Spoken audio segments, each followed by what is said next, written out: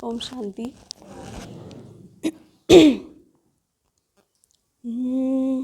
चरणों में जगह मांगी थी, हमें दिल में बसा लिया। चरणों में जगह मांगी थी, हमें दिल में बसा लिया। थे एक नज़र के प्यासे, नज़रों में समा लिया। आपका शुक्रिया, आपका शुक्रिया, आपका शुक्रिया, आपका शुक्रिया। वरदान भरी दृष्टि से हमें बनाया त्रिकालदर्शी।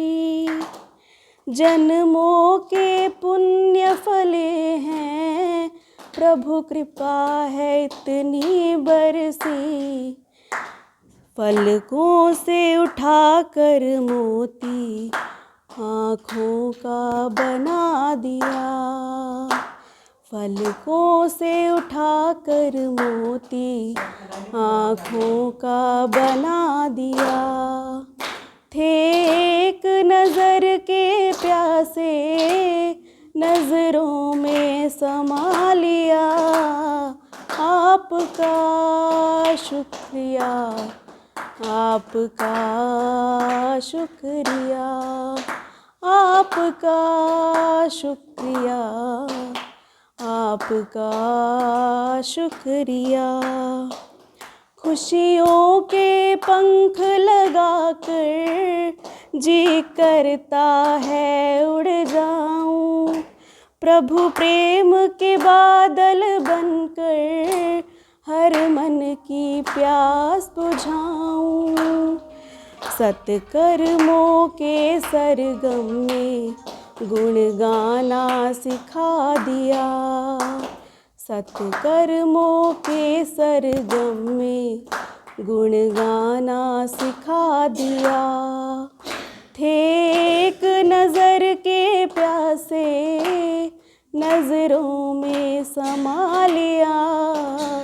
आपका शुक्रिया, आपका शुक्रिया। ओम शांति।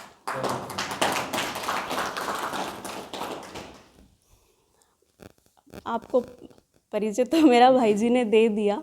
लौकिक नाम अंजना है और अभी प्रेजेंटली मैं पालमपुर में पोस्टेड हूँ। अभी रिसेंटली 8 फ़रवरी को मेरा प्रमोशन हुआ था। उससे पहले मैं कैप्टन थी। 7 साल हो गए फ़ौज में नौकरी करते हुए। तो जैसा कि अभी वाणी में भी दीदी ने भी अनुभव में भी बताया और भैया ने भी बताया कि छोटे छोटे होते हैं उनके सामने। तो मैं 6th में थी तब मम्मी पापा ज्ञान में आए थे, तो उनके पीछे पीछे हम भी। बच्चे वही करते हैं जो बड़े करते हैं। अपने माँ बाप को देख के बच्चे वही चीज़ें करते हैं फॉलो जो उनके सामने उनके बड़े करते हैं। तो अभी जैसे अब मम्मी पापा ज्ञान में थे, इधर उधर की बातें नहीं, पड़ोसी ने ये किया, उसने ये किया, उसने ये कपड़े पहने, वो चीज़ घर में वातावरण नहीं मिला, वैसी चीज़ों में इंटरेस्ट ही नहीं है शुरू से। तो जैसे कहते हैं ना कि भैया कह रहे थे अभी कि इतने छोटे छोटे थे हमारे पास आते थे। तो मेरे यहाँ पे स्कूलिंग मेरी कांगड़ा में हुई है, GAV सीनियर सेकेंडरी स्कूल में। तो सुबह आते थे, स्कूल जाते थे, उसके बाद आना है, 1-2 बजे छुट्टी हो जाती थी। फिर आके थोड़ी देर सेंटर पे सेवा करनी, फिर ट्यूशन भैया के पास ही पढ़ते थे। भैया और छोटे भैया उनके पास ट्यूशन पढ़ते थे, बायो की, फिज़िक्स की, केमिस्ट्री की। तो मतलब घर जाते जाते फिर 5 बज जाते थे, फिर वापस सेंटर पे जाना, थोड़ी बहुत सेवा करके घर पहुंचते पहुंचते 8 बज जाते थे। तो मम्मी कहते थे तू तो घर में बस सोने आती है, उधर ही रहा कर। तो मतलब कि अब जब हमारी बुद्धि जो है ना वो छोटी एज से अगर सही जगह पे लगी हो। अब बाबा के साथ जुड़े हुए थे, मुरली सुनते रहते थे, भैया से भी, क्योंकि ट्यूशन में भी भैया के पास ही जाना है, क्लास में भी भैया के पास ही आना है, दीदी के पास ही आना है। तो आलतू फालतू बात कोई कानों में पड़ी नहीं, तो उधर बुद्धि गई नहीं। अपना पढ़ाई में और सेवा में बाबा की तरफ ध्यान था। यही था कि कुछ करना है, या तो आश्रम जाना है या फिर अगर नौकरी करनी है तो कुछ ऐसी करनी है कि मतलब जिसका रुतबा हो कुछ। तो फिर 12th ख़त्म किया। वही 12th के बाद में फिर जब कोर्सेज़ की बारी आई तो पहले स्टार्टिंग में ये था कि मुझे निफ्ट करना है, फिर सबने बोला कि निफ्ट तो मतलब कपड़े तो कोई भी सिल लेगा। अभी NIFT actually national institute of fashion designing, उसमें बहुत कुछ आता है। जैसे अब आपकी ये कपड़े नीचे रखे हुए हैं, दरी पड़ी है, जो दीदियाँ साड़ी पहनती हैं, हम जो कपड़े पहनते हैं, पर्दे, हर चीज़, जूता चप्पल पर्स, मतलब हर चीज़ की एक टेक्नोलॉजी है बनने की। पर अब क्योंकि हिमाचल इतना ज़्यादा एजुकेटेड नहीं है लोग यहाँ के पहले के, तो उनको यही लगता है कि फ़ैशन डिज़ाइनिंग मतलब कपड़े ही सिलना होगा। तो मैंने कहा अच्छा ऐसी बात है। अभी इनको लगता है कि ये ब्रह्मा कुमारी में जाती है, इतनी इंटेलिजेंट है, और ये दर्जी तो 1 महीने में। मैंने कहा बताती हूँ मैं ब्रह्मा कुमारी क्या कर सकते हैं 15 दिन में। अभी क्योंकि पढ़ाया था, इतना अच्छा बेस मेरा ऐसे भाइयों ने स्ट्रॉन्ग किया हुआ था, तो 15 दिन में मैंने तैयारी करी। मेरा पहले अटैम्प्ट में मैंने 2 एग्ज़ाम दिए थे। एक मेरा आयुर्वेदा का दिया था मैंने, वो मुझे उसका ज़्यादा स्कोप लगा नहीं, तो मैंने नर्सिंग में ज्वाइन किया। अब वहाँ पे भी जाके मतलब चैलेंज तो अब देखो बाबा के हैं पहले से बने हुए, तो पहला तो चैलेंज यही आता है खाने का, कि हॉस्टल में खाना कैसे खाएं, वो प्याज वाला। वो तो मतलब सूखी रोटी और चावल कभी चाय के साथ, कभी ऐसे खाती थी। फिर धीरे धीरे उसका सेहत पे असर पड़ा, बीमार हो गए। फिर परमिशन लेके प्रिंसिपल से लड़के, वो मैं वहाँ पंथा घाटी सेंटर था, तो 3rd ईयर में वहाँ शिफ्ट हो गई। मैं तो वहीं से अप डाउन करती थी, वहीं पे सेवा भी। पर मुझे मतलब पता नहीं चला, मेरी मेहनत नहीं लगती थी कभी भी पढ़ाई में ना। जैसे कुछ बच्चे होते हैं पूरा पढ़ते रहते हैं, रट्टा मारते रहते हैं, पर उनका रिजल्ट नहीं आता इतना। तो ये बाबा का आशीर्वाद है, बाबा की लगन की वजह से, कि मतलब मैंने मेहनत कम की, मुझे फल ज़्यादा मिला हमेशा। वो स्कूल में, यहाँ पे भी 10th तक, 12th तक, फिर आगे ग्रेजुएशन में भी। जैसे महीना भर लोग लगे रहते हैं अपना प्रैक्टिकल्स की नोटबुक्स कंप्लीट करने। वहाँ पे ब्रह्मा भोजन होता था, रैलियाँ होती थी, उसके बीच में मैं सेवा भी करती थी, और वहीं जो 2 घंटे का ब्रेक, उसमें अपनी असाइनमेंट्स बनाती थी, और 3 दिन में मेरी असाइनमेंट्स ख़त्म हो जाती थी, मार्क्स भी अच्छे आते थे। तो ये मतलब एक बाबा की तरफ लगे रहने का एक प्लस पॉइंट है। फिर ग्रेजुएशन के बाद मैंने एग्ज़ाम दिए। अब स्टार्टिंग से यही था कि मुझे आर्मी में ही जाना है, क्योंकि पापा भी फौजी बैकग्राउंड से ही हैं, तो मुझे फ़ौज में ही जाना है, यही था स्टार्टिंग से। तो अब एग्ज़ाम दिए मैंने, स्टेट का एग्ज़ाम हो गया मेरा, स्टेट का गवर्नमेंट का एग्ज़ाम। क्योंकि बाबा, हम क्या है ना, जैसे स्कूल से या फिर हमें कॉलेज में जैसे घर से खर्ची मिलती है, हमें फ़ीस दे देना, ये कर देना, वो कर, जो थोड़ा बहुत 10-20 रुपये बच जाते थे ना, तो कभी भी अपने लिए कुछ नहीं रखा। बस ये कि भंडारी में क्या जाता है, अब मैं सेंटर जा रही हूँ तो और कुछ ना सही, एक दूध का पैकेट ही आ जाएगा 20 रुपये में, चलो वही सही है ना। तो बाबा को जैसे हमने दंत कथाओं में सुना हुआ है ना, कि सुदामा ने क्या दिया, एक मुट्ठी चावल, उसके बदले में बाबा मतलब श्री कृष्ण ने उनको कितना कुछ दे दिया 3 मुट्ठी चावल के बदले। तो वैसे ही हम अगर बाबा की भंडारी में 1 रुपया, बाबा ये नहीं बोलते कि हम, आप पूरी प्रॉपर्टी मेरे नाम कर दो, है ना, या आपके पास जो भी है सब कुछ बेच बाच के मेरे नाम कर दो। पर आप अपने सामर्थ्य से, अगर मेरे सामर्थ्य में 100 रुपये हैं, हो सकता है मेरे साथ वाले के सामर्थ्य में 1000 रुपये के बराबर हो वो, या किसी के पास उतने सामर्थ्य का 1 रुपया हो। तो हम अपने सामर्थ्य के हिसाब से हम जितना करते हैं, उसके बदले में बाबा हमें तुरंत इतना दे देते हैं। मैं तो ये सोचती हूँ कि बाबा ने तुरंत ही इतना दे दिया, भी आगे 21 जन्म भी तो पड़े थे, तो वहाँ तक रहने देते, अभी नहीं देते। तो ये चीज़ें हैं वहाँ पे, मतलब उन चीज़ों ने मुझे बहुत हेल्प किया, मेरी मेहनत बहुत कम लगी हमेशा। तो बाकी भी मैंने और भी लड़कियों को देखा है साथ में, कभी मतलब लड़कों के साथ घूमना, कोई दारू भी पीते हैं ऐसे, पर मतलब मुझे सारे यही बोलते हैं शुरू से कि ये अलग ही है। अभी यहाँ पे जॉब में भी मेरे को 7 साल हो गए, अब वही है, खाने की परीक्षा तो यहाँ पे भी आई, पर वो मुझे थोड़ा पापा ने काउंसिल कर दिया कि नौकरी करनी है अगर, तो थोड़ा बहुत कर लो कॉम्प्रोमाइज़। तो खाने पीने में ये पार्टी वार्टी में खाना पड़ जाता है, वैसे मैंने क्वार्टर लिया हुआ तो मैं अपना ही बनाती हूँ, और बाकी आलतू फालतू चीज़ों से, बाहर की चीज़ों से दूर। तो वो बाबा ने बचा के रखा है अभी तक। और एक चीज़ जो मुझे बोलनी है वो ये कि अभी जैसे भैया भी बता रहे थे, दीदी भी बता रहे थे, कि बाबा के होके आप जो संकल्प करते हो ना, वो शक्ति आ जाती है। और कई बार मुरली में भी आता है कि जो ब्राह्मण बच्चे हैं, अगर आप कुछ बोल दो, बोलते हैं ना कि ब्राह्मणों की बात जाती नहीं है, कटती नहीं है बात, जो स्पेशली वो चीज़ें दंत कथाओं में श्राप के लिए बोला जाता है कि उनकी दुआ और बद्दुआ खाली नहीं जाती, तो वो हम ही हैं, क्योंकि हम हमारी बुद्धि इतनी प्योर है, इतनी क्लियर है बाबा की याद में रहने की वजह से, तो उस चीज़ में अपने आप शक्ति आ जाती है जो हम बोलते हैं। तो इसलिए तो बोलते हैं कि कभी भी नेगेटिव नहीं बोलना, अपने लिए भी नहीं, किसी और के लिए भी नहीं।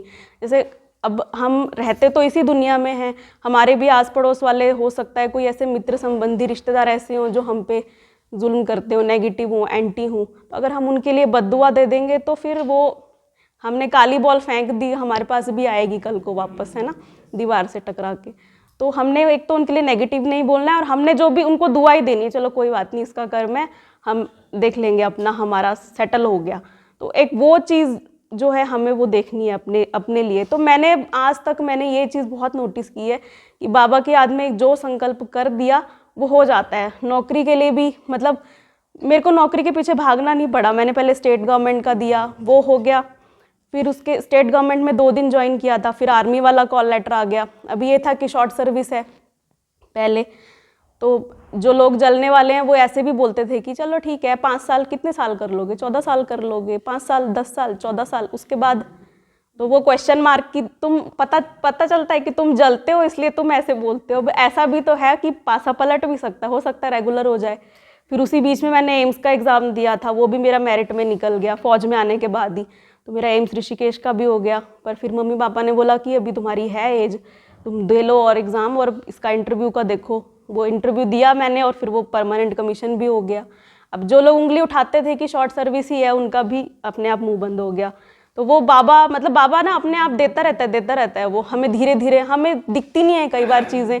ये तो मतलब प्राप्तियाँ बहुत कम है, लौकिक प्राप्तियाँ। इसके अलावा आप अब जैसे बोलते हैं बाहर का नहीं खाना है, अब बाहर लोग वैष्णो देवी, क्योंकि मैं हेल्थ सेक्शन में हूँ, हमारा यूनिट के वहाँ हेडक्वार्टर के लोग, वो लोग गए वैष्णो देवी। अब वहाँ पे उन्होंने, अब आप सोचो वैष्णो देवी जा रहे हैं तो कोई यही सोचेगा वैष्णव ढाबा है तो साफ़ सुथरा ही खाना होगा। 10-20 लोग जितने भी अफसर, उनकी फैमिली गए थे, सब टाइफाइड लेके आए, सब वॉमिटिंग, लूज मोशंस, इसके सिम्टम, डिहाइड्रेशन, हफ्ता भर एडमिट रहे। तो बाबा देखो हमें कितनी सारी चीज़ों से बचा के रखते हैं। बाहर का नहीं खाना है, अनहेल्दी खाने से हम बच जाते हैं, है ना। अब वो खाना किस मेंटालिटी में बनाया गया है, हो सकता है खाना बनाने वाला किसी डिप्रेशन में हो, या कोई नेगेटिव चीज़ सोच रहा हो कि आज तो मेरी वाइफ से लड़ाई हुई है, मैं बताता हूँ उसको, घर जाके मैं 2 थप्पड़ मारूंगा। खाने वाला जहाँ भी जाएगा, वो मंदिर जा रहा है खाने वाला, और वो किस मेंटालिटी के साथ जाएगा, फिर वहाँ पे आक्रामक प्रवृत्ति आ जाएगी। तो बाबा हमें कितनी सारी चीज़ों से बचा के रखते हैं। डेली हम मुरली सुनते हैं तो हमारे सामने दिन में कितने सारे पेपर आने होते हैं, पर हमें पहले ही वो चीज़ पता होती कि नहीं, मुरली में बाबा ने ऐसे कहा था, तो पक्का कोई इंडिकेशन है, हमें ये चीज़ नहीं करनी है। तो हमारी जो बुद्धि यहाँ वहाँ नहीं भटकेगी, तो हमारी संकल्प में वो शक्ति आएगी कि जो हम चाहते हैं हमें वो चीज़ मिल जाएगी। और वो इमीडिएट भी होता है। कई बार मेरे को क्वार्टर नहीं मिल रहा था यहाँ पे, तो क्वार्टर का बड़ा इशू था, मुझे मेस में खाना पड़ रहा था। खाना मेस में तो खाना फिर वैसे ही बनेगा मजबूरी में। तो फिर मैंने बाबा को बोला, मैंने कहा बाबा अब मेरे से नहीं खाया जाता खाना, ये आपको भी वही खाना पड़ेगा, आप देख लो क्वार्टर का आप अपने आप। फिर वो हफ्ता भी नहीं लगा, मेरे को क्वार्टर मिल गया।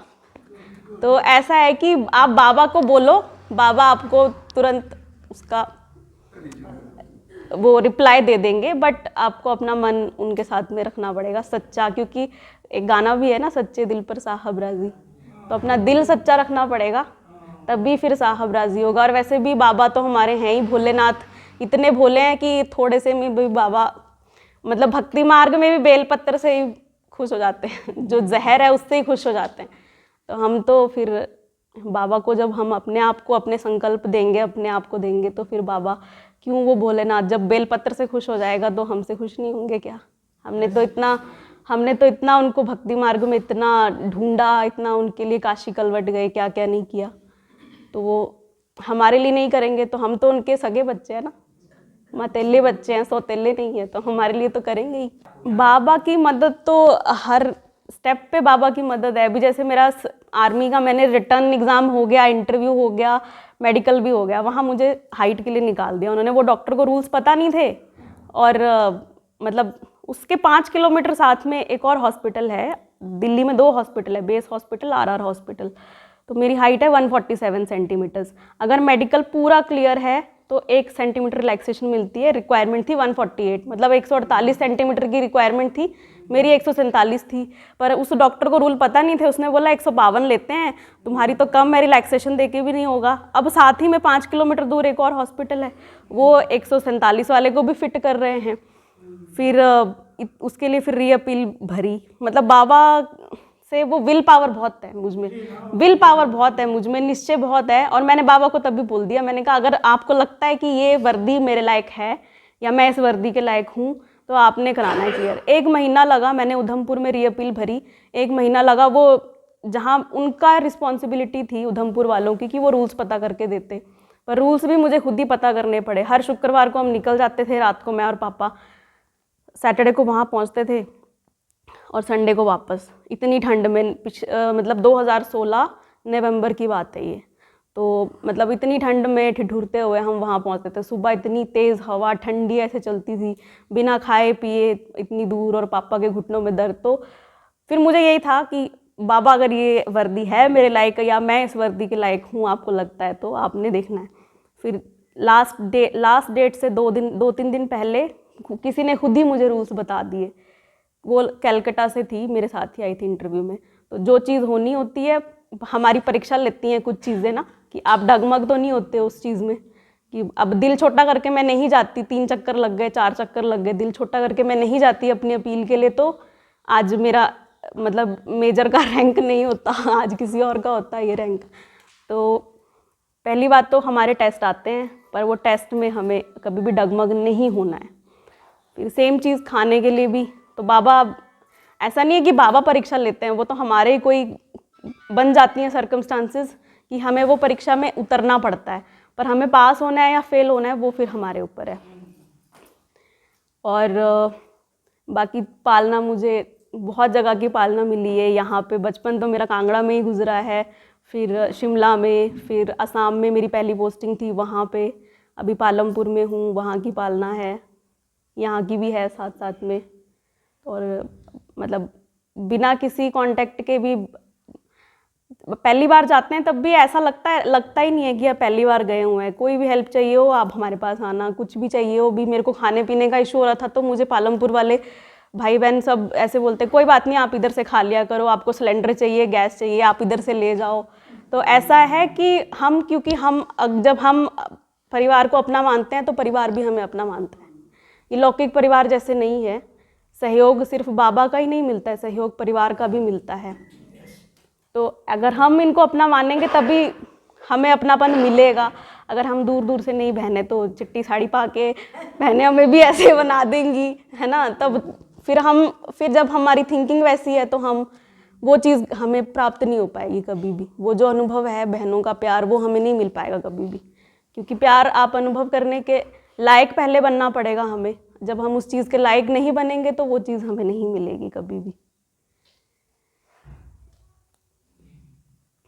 बाकी अनुभव तो बहुत सारे हैं। कभी कोई एक्सीडेंट से बच जाता है, किसी एक्सीडेंट से बच गए, ऐसे बहुत सारे अनुभव हैं। हमें लगता है ना कि मतलब ऐसा कभी मतलब एक बार मेरी फ़्लाइट मिस हो गई तो आगे मतलब किसी गाड़ी का एक्सीडेंट हो गया था वहाँ पे। एक बार मेरा आई कार्ड गुम हो गया था। फौज में बोलते हैं आई कार्ड गुम हो गया तो मतलब आप मर गए। आई कार्ड जो है वो आपकी आइडेंटिटी है, जिंदा होने की निशानी। और वो आई कार्ड टेम्परेरी था, वो आई कार्ड मेरा गुम हो गया।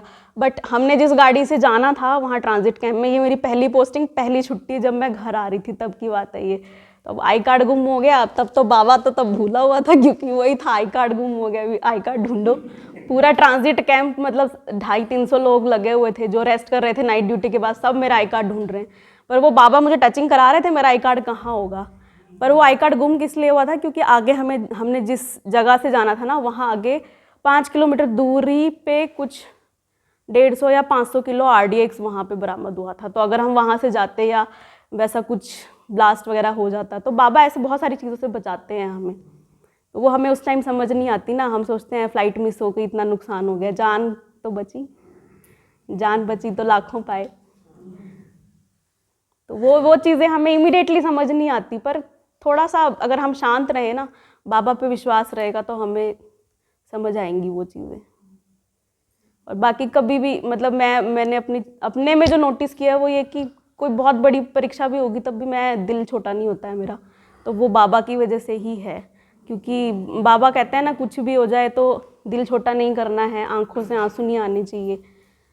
तो मतलब दिल छोटा करके हम क्या करते हैं, किसी को बद्दुआ दे देंगे, है ना। जब दिल छोटा नहीं होगा तो वो वैसे जो सूक्ष्म टाइप के पाप हैं उससे भी बच जाते हैं।